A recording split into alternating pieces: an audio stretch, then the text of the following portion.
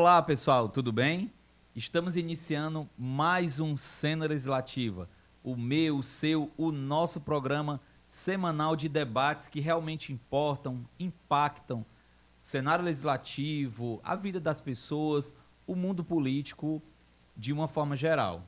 Quero iniciar convidando você para conhecer, para compartilhar, curtir e sugerir as nossas redes sociais do Cena Legislativa, nosso canal no YouTube, nossa conta no Instagram. Divulgue, abrace mais essa ideia de democratização do parlamento, dos debates que estão acontecendo. E o nosso programa de hoje é novamente sobre a inteligência artificial.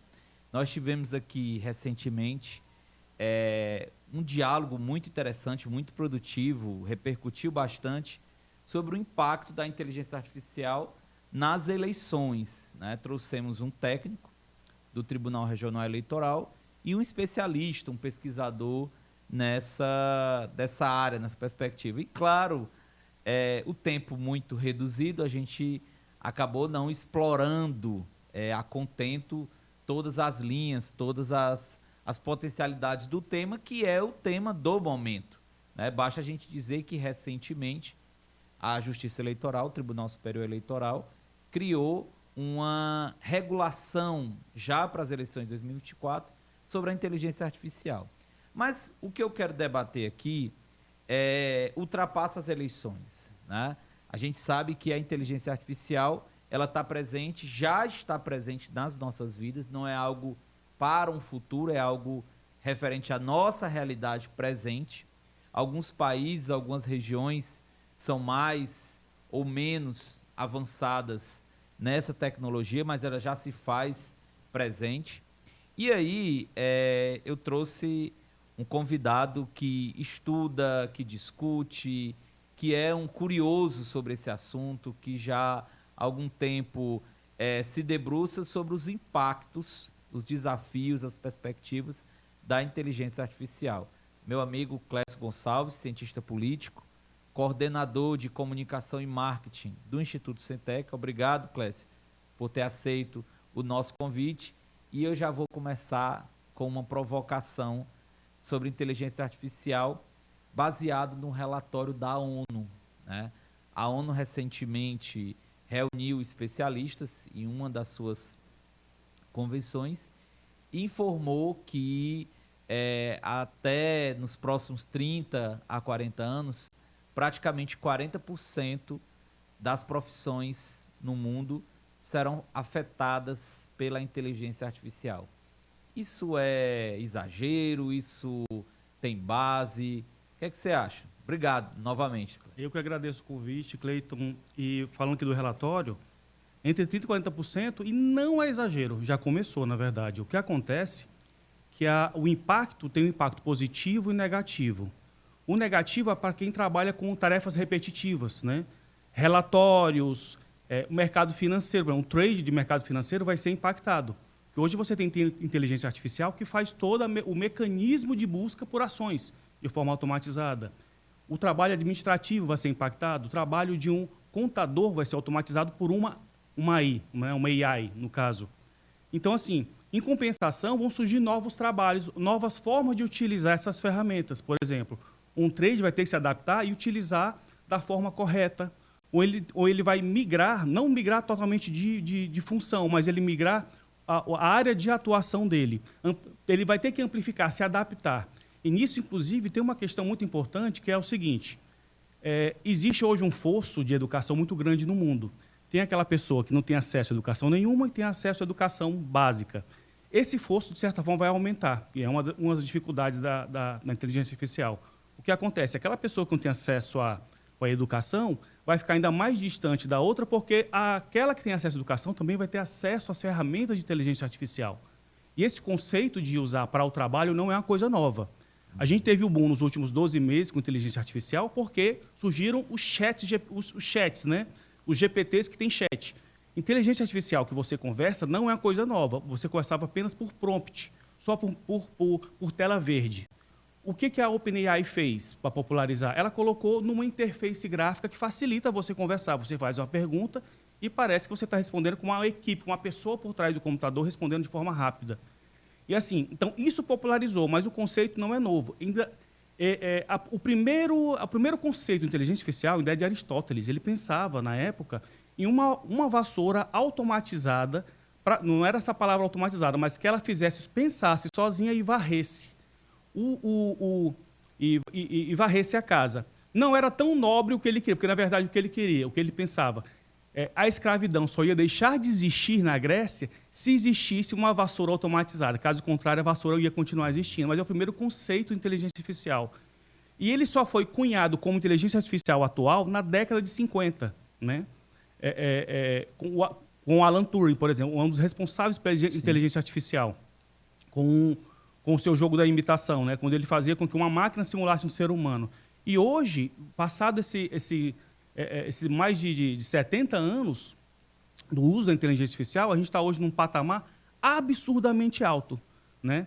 O fundador da Intel disse que a cada ano a gente dobraria a quantidade de processamentos a cada ano.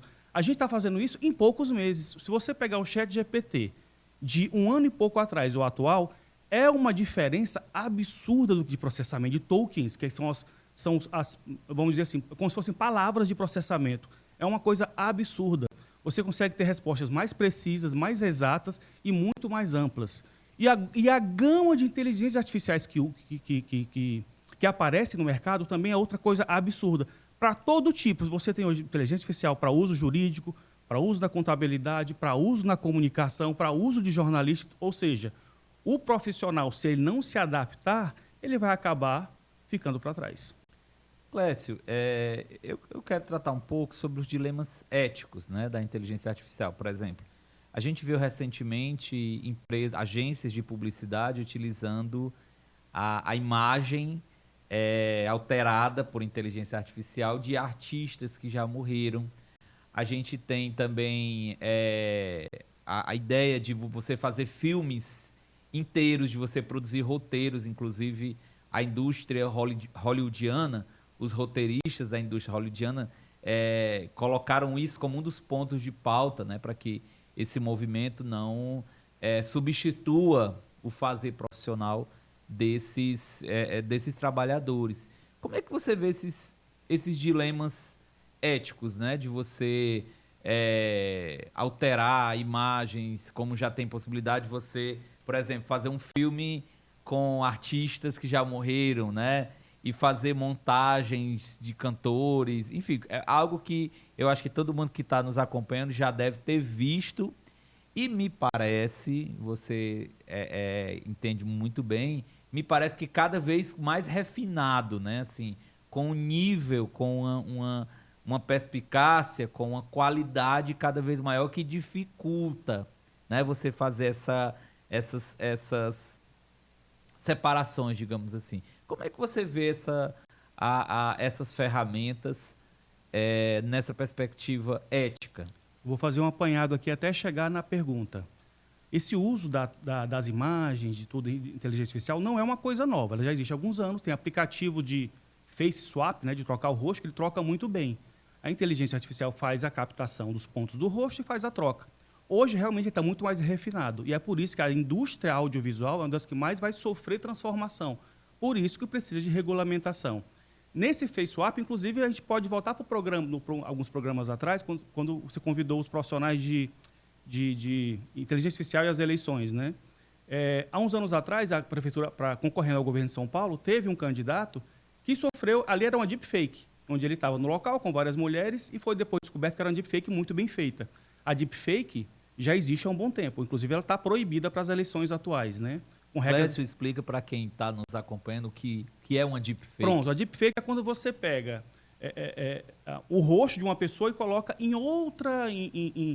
outro corpo. Faz uma captação de pontos que ela fique perfeita. Quando piscar, também pisca. Quando abre a boca, aquele sincronismo labial fica muito bem feito. E hoje está muito refinado. Eu vou dar um exemplo. Tem aplicativo hoje para smartphone que você faz tradução de um vídeo seu para qualquer língua. E o sync lip, né, o sincronismo dos lábios é perfeito, é quase imperceptível. Inclusive, coloca sua voz em outra língua com o seu tom de voz. Por isso que teve essa greve, né, nos Estados Unidos sobre o uso das inteligências artificiais, como ela vai impactar o emprego. Eles têm que proteger o emprego porque essa transformação é tão rápida que o volume de desempregados pelo uso dela massivo gere um bolsão de desempregados. E profissionais que passaram 30 anos para chegar onde estão e podem ser desempregados por algo que foi desenvolvido em poucos meses, né? Voltando aqui para a indústria audiovisual, sobre a questão da questão ética. Você, inclusive, é um limite muito tênue, né, entre a parte ética e a não ética em relação ao audiovisual, principalmente na parte de desenho, de pintura. Você consegue fazer hoje um desenho com um prompt, ou seja, com o comando que você mandou, mas os traços do Renoir, de forma muito perfeita, em altíssima resolução. Você consegue fazer hoje como se fosse um Picasso, de forma perfeita, mas não é feito por ele. Você dá um prompt. Porque a inteligência artificial ela não é, de fato, vamos dizer assim, inteligente, por conta própria. Ela é alimentada com dados, né? Que é outra profissão que vai sofrer muita transformação nos próximos anos, é o engenheiro de dados. Quais são os dados? Pinturas, de séculos de pinturas, de escrita, de tudo. Eu vou dar outro exemplo. Eu posso solicitar um prompt para um GPT, escreva como roteirista tal do filme Star Wars e eu quero uma história que se passa no sertão cearense. Ele vai escrever com traços do roteirista e adaptar para a minha realidade. Ou seja, mas a inteligência não aprendeu por conta própria, ela foi alimentada com aquilo, então ela vai entender o comando. Então, ou seja, o que faz toda a diferença é a pergunta da forma correta. Aí, nesse caso, essa questão sempre vai ter... válido ou não é válido? Se tem um traço do Renoir, é um traço do Picasso, é um traço da Tarsila do Amaral, sempre vai acontecer. Aí o que vai fazer a diferença é quem vai contratar o trabalho, se ele quer algo autoral ou algo que você sabe que é o traço de outro artista. Quando a gente pensar bem essa dinâmica da inteligência artificial, ela mexe com uma série de esferas de regulações, como a questão da proteção de dados, ela mexe com a questão dos direitos autorais, né? Porque você... até que ponto aquilo dali foi alterado, até que ponto aquilo dali foi produzido, e aí mexe com o direito dos herdeiros, enfim. Você tem uma série de questões que vão ser colocadas para os profissionais do direito, para os legisladores e para a sociedade de uma forma geral que já está incorporando isso no seu dia a dia, né? A sociedade ela já está buscando, ela já está pegando essa... Mas Clécio, a gente não está diante de empresas, porque você tem algumas empresas que dominam essa tecnologia. Sim. E aperfeiçoam essa tecnologia, e a gente sabe que a concorrência entre elas é uma coisa assim selvagem, né? Assim, para dizer o mínimo. Absurda, então eles ficam o que um lança num ano, o outro lança com algum diferencial. Não é muito poder para essas empresas em termos de domínio. A gente está, por exemplo, quando a gente discutiu o marco da internet no Brasil, se debateu muito. Eu lembro que eu assisti uma discussão no STF, uma audiência do STF, sobre a questão dos algoritmos, né? Os impactos dos algoritmos na preferência, no consumo.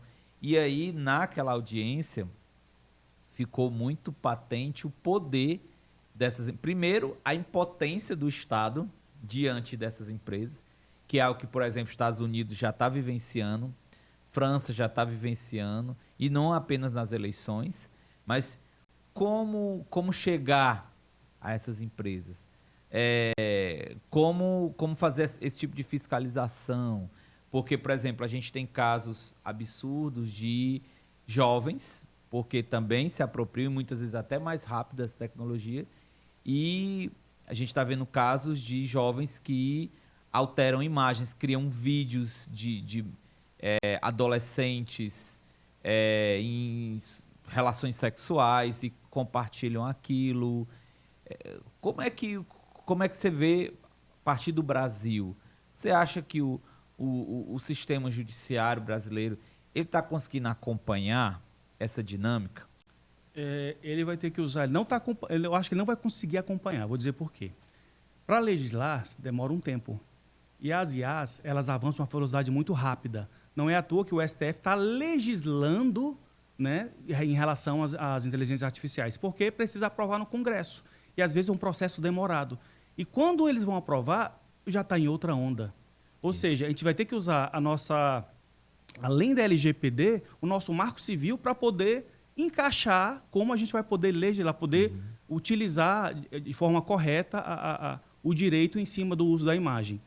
Tu dei um exemplo agora sobre a face swap, né, essa deepfake que aconteceu, foi um caso no Brasil, inclusive, encontraram alguns jovens que trocavam o rosto das alunas de um colégio, e isso, infelizmente, vai acontecer, porque existe um anonimato muito grande na internet. E uma coisa é as pessoas conhecerem as ferramentas que são abertas ao público, como ChatGPT, Gemini, que é o antigo Bard, Copilot, Mistral, entre outras que trocam imagem. E tem outras que são formatas só para imagem, como o Leonardo AI, o Cia Art, enfim. E tem as outras ferramentas que são utilizadas de forma negativa, que são inclusive focadas para isso. Ou seja, ela permite que você carregue qualquer imagem e solicite qualquer prompt. Ou seja, você faz o que você quiser com a imagem de terceiro. Ela não tem uma trava, como as outras têm, né? O ChatGPT ele gera imagem a partir do 4, do pago. O Leonardo AI também tem trava, né? Trava que a gente chama trava ética. Um exemplo disso foi o ChatGPT lançou há pouco tempo, a Sora, né? Ele lançou de forma fechada ainda. O que é a Sora? É uma inteligência artificial para gerar vídeos em tempo real, em 4K de até 1 minuto. Voltando até isso, inclusive, vai impactar não só na indústria audiovisual, como também na parte de direito autoral. Ela mistura um pouquinho de tudo. Mas ela não está aberta ao público porque tem, inclusive, fazer os estudos éticos, né? Porque ela tem que saber, quando a pessoa, usar a inteligência, de certa forma, quando a pessoa solicita um prompt negativo, um prompt que vai contra as leis. Isso. E aí, transgredir direitos humanos, gerar violência, propagar o ódio, né? Aí você tem...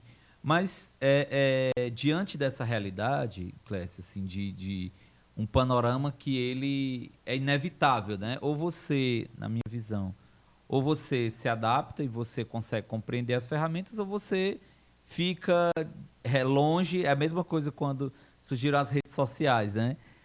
No começo você tinha aqueles grupos que não entravam nas redes sociais. Hoje é impossível. A pessoa que hoje tem uma vida profissional e afetiva também, dificilmente ela consegue realizar o seu cotidiano sem as redes sociais, né? A gente vive mais nessas esferas do que nas esferas fora dessas redes. Mas pegando a inteligência artificial e a compreensão. Você disse no início da sua fala que a grande questão da inteligência artificial é de que forma, como você faz a melhor pergunta, a melhor questão, como é que você estrutura isso, a precisão, né? Você vê o sistema, vamos pegar o caso do Ceará, por exemplo, a gente não ir muito longe. Você vê o Ceará preparado para essa realidade, a rede de educação do Ceará, vamos pegar a rede pública, a rede privada, de uma forma geral, isso está chegando. Eu sei que os jovens têm acesso porque têm acesso à internet, não precisa ter necessariamente na escola para ele se apropriar. Mas, a partir da sua visão, as escolas elas estão interligando isso com o trabalho dos professores, das coordenações? Como é que você vê isso? As escolas, nem a particular, nem a pública, estão interligadas de fato. A particular, pelo menos, ela já estuda, né? Tem, inclusive, ferramentas dessas de ensino que já, de certa forma, utilizam na metodologia para facilitar o processo, mas não em sala de aula. É mencionado em sala de aula, mas não utilizado em sala de aula, né? Inclusive, os colégios são híbridos, que usam um notebook, como o próprio Google Chrome, ainda não se adaptaram para utilizar a ferramenta dentro de sala de aula, que é outro desafio, a utilização do educador. Ela pode auxiliar o professor, mas não substituir. Como ela pode auxiliar? No que for repetitivo, no que facilitar para o professor ter ganho de tempo. Porque a parte criativa, de fato, que é o que diferencia o homem dessa máquina. Um exemplo disso eu posso até ter uma inteligência artificial que copie um pintor. Mas sempre teve um ser humano que fez o traço inicial. Ele não cria um traço do zero, ele é carregado com dados. E desse carregado com dados é o profissional que vai ter emprego no futuro, é o cientista de dados, que ele vai saber ser responsável por carregar de dados. Nesse caso aí, as escolas ainda não estão preparadas, não entraram, vamos dizer, nessa onda de fato, não estão inseridas, né, na inteligência artificial. E isso é muito preocupante, né? Porque você acaba tirando essa prerrogativa da escola, né? A escola, por exemplo, a gente teve, por exemplo, nas últimas semanas, um número muito grande de medidas e sugestões do Ministério Público acatadas em algumas redes de proibir os celulares em sala de aula, né? A gente teve isso em Minas Gerais, Paraná, Goiás. É uma tentativa de, acreditando que se o jovem não está com aquele dispositivo, ele vai se concentrar. É um desconhecimento quase que completo da neurociência da educação, né? Sendo que hoje quem trabalha com a cognição educativa já diz que o melhor caminho é você utilizar a ferramenta. É você fazer com que aquele jovem que está carregando o dispositivo, a partir daquele dispositivo, ele interaja com as ferramentas didáticas da sala de aula. Não que ele tenha que deixar numa bolsa, né? Porque isso já faz parte, é quase que um apêndice do ser humano na nossa sociedade, né? Esse teu exemplo é excelente, porque o que foi solicitado? Que se retire o celular do colégio. Esses devices, dispositivos eletrônicos, eles vão existir e o aluno, quando chegar em casa, ele vai pegar, o jovem vai pegar. Então, o colégio tem que se adaptar para saber fazer o uso híbrido, porque o que vai acontecer? Não dá mais para dissociar o ser humano desse outro membro, que é o smartphone. Então, ou seja, não quer dizer que tem que permitir em sala de aula de toda forma, mas saber como utilizar. Um exemplo disso é você ter um material de apoio via dispositivo, via celular. O material de apoio ele vai ter de vídeo, que ele auxilia. Por exemplo, o professor fala sobre um determinado tema e o tema ele pode, o aluno quiser aprofundar em casa, ele assiste os vídeos, que é o material, o colégio da minha filha, por exemplo, faz isso. E minha filha chegou outro dia, ela só tem 10 anos, perguntou, papai, eu quero utilizar o ChatGPT. Eu perguntei, por que você quer usar o ChatGPT? Eu fiz uma história em quadrinho e eu vi na TV que ele ajuda a melhorar a história em quadrinho. Ela já entendeu, essa geração nova, já entendeu que você pode usar como uma ferramenta de auxílio, né? Então, assim, você proibir totalmente é algo negativo, é botar para a idade da pedra. Então, você tem que utilizar de uma forma que agregue. Aí, Clécio, para a gente chegar na reta final, porque eu sei que tem muitos pontos, muitos temas aqui para discutir, mas tem um ponto que eu queria te ouvir. Muitos especialistas, até chefes de Estado, começam a argumentar, tendo em vista essas pesquisas que dizem que a inteligência artificial ela vai impactar, ela vai gerar uma massa de desempregados, parte deles não vai conseguir se recolocar, né? Porque quando a gente diz assim, olha, mas vão surgir novos empregos, algumas pessoas elas têm esse dispositivo de buscar, outras não, outras por uma série de fatores, elas vão, digamos assim, precisar de um apoio. E muitos especialistas eles estão chamando a atenção para a urgência de uma renda básica universal, ou seja, você tem que ter na pauta, inclusive o Brasil, que está presidindo o G20, colocou isso como uma das pautas da sua presidência no G20, que é o grupo que reúne as 20 maiores economias do mundo, de você estruturar uma renda básica nos países justamente para criar uma rede de proteção estruturada, sustentável, para esses grupos que não vão conseguir acompanhar. O que você acha disso? Sobre a renda, vou começar pelo final. Sobre a renda básica, ela vai ser fundamental. Porque o que acontece? Como a gente mencionou antes, a velocidade que a inteligência artificial avança não dá para alcançar, o mercado de trabalho não consegue alcançar e reabsorver. As vagas de trabalho que vão surgir são muito técnicas, ou seja, não é vaga para todo mundo.